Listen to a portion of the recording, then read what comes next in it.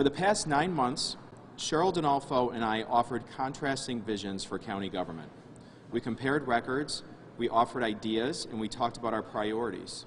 On Tuesday, November 5th, the voters of Monroe County spoke, and they voted for change. They voted for a new direction, a county government that serves everyone. In a democracy, that's the way it works.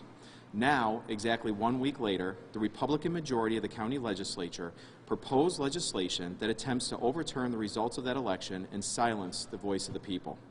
Their legislation proposes to fundamentally change county government. They did this with no warning, no discussion, and it's something that I know they would not have done if the election turned out differently.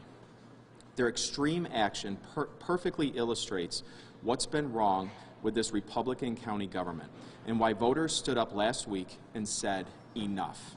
It shows why our community has stood still while politics has ruled. This proposal shows that their service in county government isn't about public service. It's about protecting their friends, maintaining power, and serving their own interests. Their proposal is attempting to change the rules to take away my ability to implement the change voters want and voters demanded. And I think people will find this offensive. I want people to know that I will fight this blatant, self-serving power grab. The old way of running government based on personal interests instead of the good of the community is no longer acceptable. My priority is making government work for everyone, regardless of who you are and who you know. So thank you, and I'll take any questions that you have. When did you find out about this? I found out about this just after 5 o'clock last night, when I think the legislators found out about it as well. Which of the changes are most troubling to you, and which do you think you'll have the hardest time working around? Well, I think the change that's most troubling to me is that they're attempting to change the county charter after the fact, to remove powers away from the county executive, to build a team to implement the policies and proposals that the voters asked for last week. The voters asked for us to start to roll up our sleeves, put politics aside, and start to impact the challenges that are facing this community. And what the legislature is attempting to do by changing the charter is take away my ability to build that team to implement what the voters wanted. And I think that that's offensive.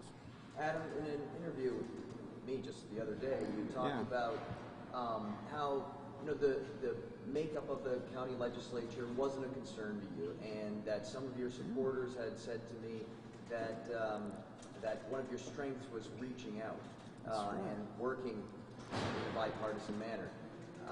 How does this move hinder that going forward? Well, my expectation is that we find a way to work together. That's my approach in government. I think that's why we should all be part of this. I think by putting a proposal together like this at the last minute, introducing it as a matter of urgency, and the way they're going about it is not acting in good faith. This is not what county government, the way county government is supposed to be run. This is not, I think, how voters expected this to happen and to play out. And I'm disappointed by the way this happened. Were you surprised? You know what, honestly I was, because just last week the president of the legislature and I exchanged text messages, said we look forward to working together. I've been saying in all of my media interviews, and I said it on election night, we have to start working together to solve the challenges and impact the challenges facing this community. And I had an expectation that when the voters speak and the voters send that message that they want something to get done, that we would all pay attention to that message. And I think that this violates what the voters wanted to have happen. This isn't about Adam Bello. This isn't about me. This is about the voters in this community who chose a new direction for Monroe County, and the voters who asked us to work together to find a way to come up with solutions to impact the challenges facing us.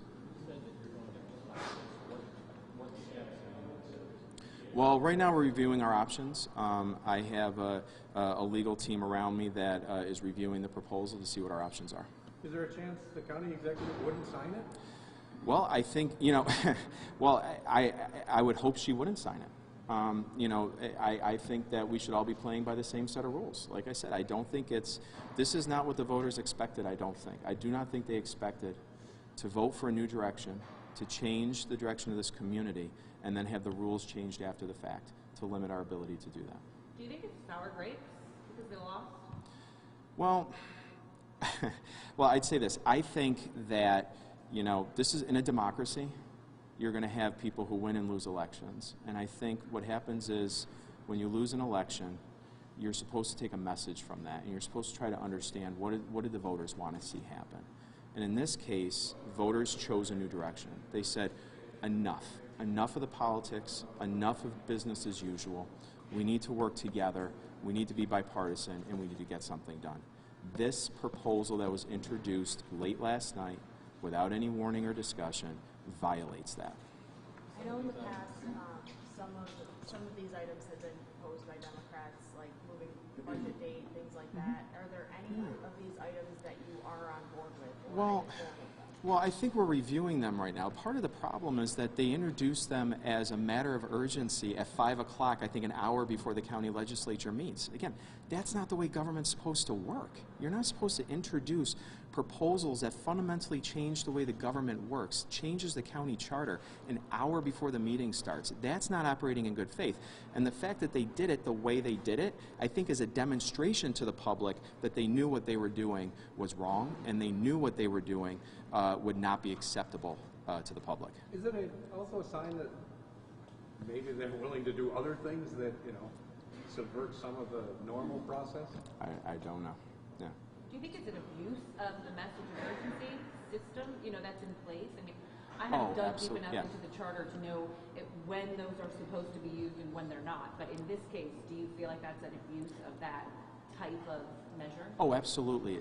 Absolutely. Because this is, again, I don't think you introduce a proposal that makes this many changes an hour before a meeting if you're not trying to hide something, you're not trying to get something through. Yeah. Have you had any conversations with the majority or No.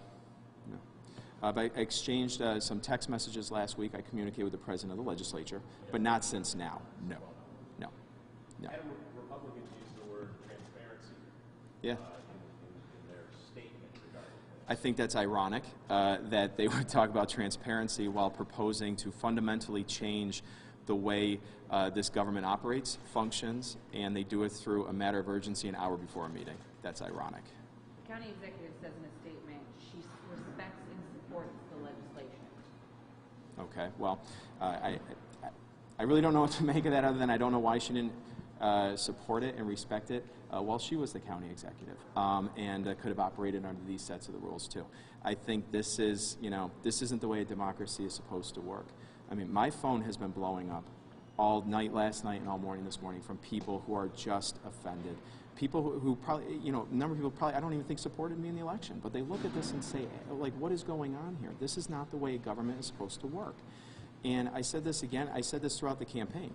I think people are starting to say enough. The county government matters. Our community faces far too many challenges to be bogged down in politics as usual.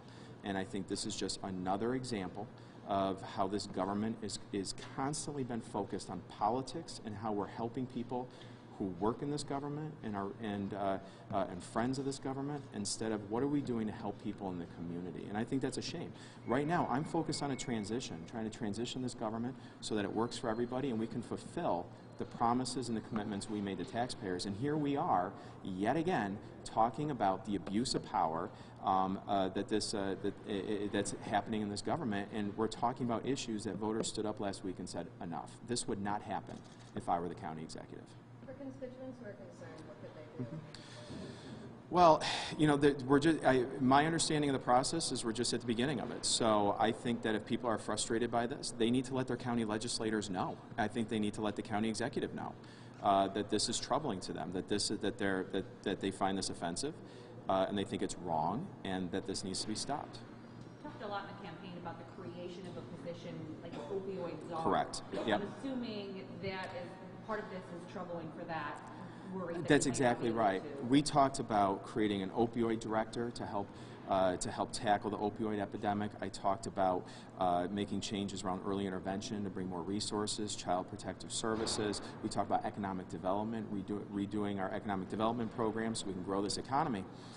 This is, in my view, very troubling because this could stall those efforts. I mean, this is them trying to take away our ability to implement what I said I would do to impact those challenges, and that includes the opioid epidemic, absolutely. What's your response to them trying to push this through so quickly and without public hearing?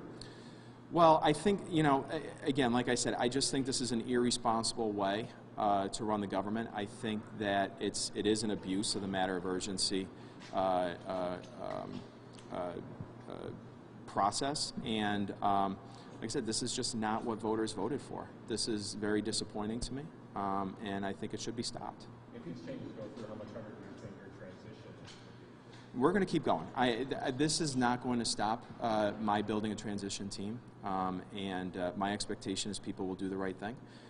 There's still time. This proposal hasn't been passed yet, and I think there's time to do the right thing and recognize that the public asked for something else. They asked for something else. They asked for this government to be run in a manner that actually helps people and facilitates progress in the community, and there's still time to do that, and I'm going to keep going. This is not going to stop us. The voters elected me last week to do what they wanted us to do, and we're going to keep doing it. Could you clarify your understanding of the legislative process of this? It's my understanding that there will be a public hearing on this, which is basically on budget day. Is this required to subject to a referendum? That's what's not entirely. We're still looking at that to find out what that is. Yeah, but you're right. It is subject to a public hearing, which is why the public does have the opportunity to come forward now and let their legislators know how they feel about this. Is Ronaldo working with your transition team? We've communicated with her team last week, and I had a conversation with her last Friday. You said this isn't going to stop you from the transition thing. Can you talk a little bit about how you read this, of what that means for you, putting in department heads, department managers, cabinet? What is that, and removing people who are currently in those roles? Well, we're reviewing still what the timeline would be for all of this, but I still have, you know, a couple things. First of all, the law hasn't changed yet, and so I'm still optimistic that we can work together and that people will do the right thing and that they'll take away a message. I think the public outrage over this already, it's been just over 12 hours, and I think the outrage has risen to a level enough that it should get someone's attention. But I'm not going to stop. I'm building a transition team now. We'll have an announcement in just the next couple days of community leaders who will look at the challenges that face our community, the opioid epidemic, early intervention services, building our economy, child protective services, public safety, public health. Take a look at all these issues that we've been talking about in the campaign and put together a real path forward to impact the community. And I'm going to do that. I still intend to do that. I'm building a team.